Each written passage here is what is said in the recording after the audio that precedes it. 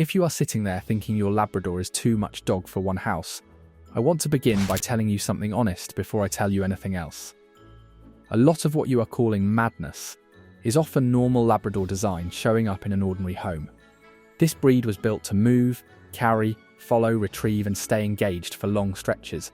So when that engine lands in a quiet living room, it can look like disobedience when it is really unused capacity.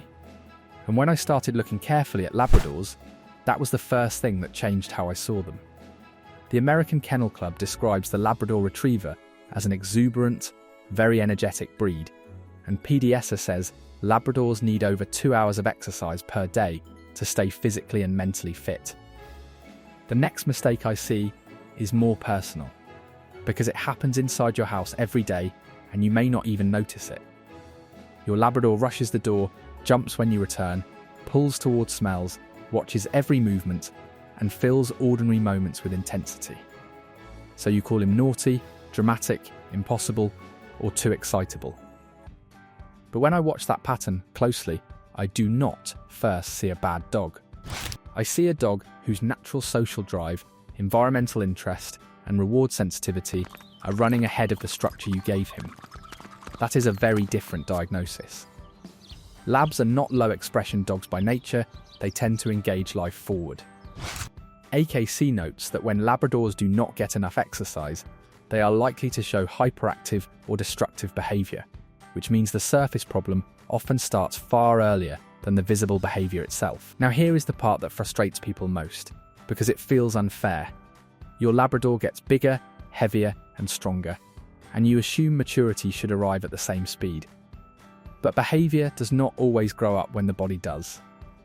In many dogs, especially larger active breeds, adolescence is the stage where excitement becomes harder to handle because the dog has more strength, more confidence, and still very incomplete emotional control. That is why owners suddenly feel as if the dog became worse, when in reality the dog became more powerful before becoming more regulated. The American Animal Hospital Association describes adolescence as a challenging phase beginning around 6 months, and its life stage guidance highlights common unruly behaviours such as jumping and barking during this period. So what feels like a personality failure is often a developmental stage colliding with real-world expectations. And this is where I would slow the whole conversation down, because a lot of owners still ruin their understanding right here. The moment a Labrador pulls hard on the leash, surges ahead, or drags you towards something interesting, people start using words like control, disrespect, or dominance. But that explanation is usually too dramatic and too human. Most dogs pull because forward movement works, because the world is rewarding, and because leash walking is not a natural skill that appears by instinct. Experts state it very clearly: dogs pull to get where they are going, and being tethered to a human is not natural behaviour for them. That matters, because once you stop moralising the leash, your strategy changes. You stop trying to defeat the dog's will and start teaching a difficult motor skill in a distracting world. That shift alone changes everything. This is where I think many good owners get trapped, because they keep trying to tire the Labrador out, but they never teach him how to come down. You take him out, he runs hard, comes home breathing fast, paces the room, grabs a toy, follows you into the kitchen, then flops down for 10 seconds and pops right back up. That dog is not always asking for more excitement. Sometimes he is showing you he has no learnt path from arousal into recovery.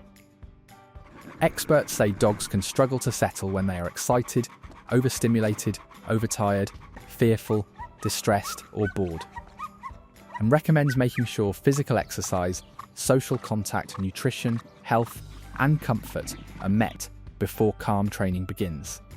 That matters, because calm is not just a mood in many Labradors. It is often a skill you have to build deliberately, in the house, in routine, and after activity. Now let me give you the serious part, because this is where a confident owner can still make a bad mistake. If your Labrador has always been lively, that is one conversation. But if he suddenly becomes restless at night, resists getting into the car, stops wanting stairs, snaps when touched, or cannot seem to get comfortable, I would stop blaming personality right there.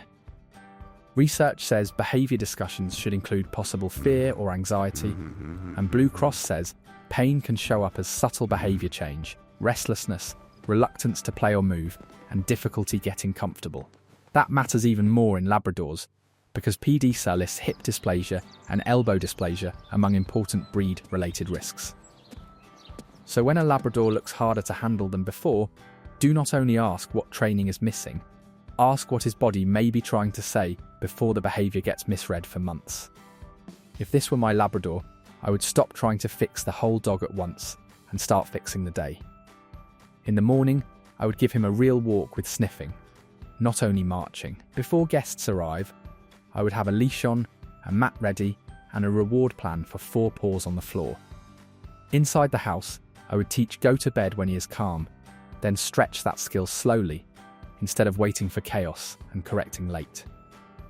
On walks, I would treat slack leash like gold, because VCR notes dogs pull to get where they want to go, and leash walking is not natural behaviour. It also recommends teaching quiet skills like going to bed or lying down when the dog is calmer, with short early sessions.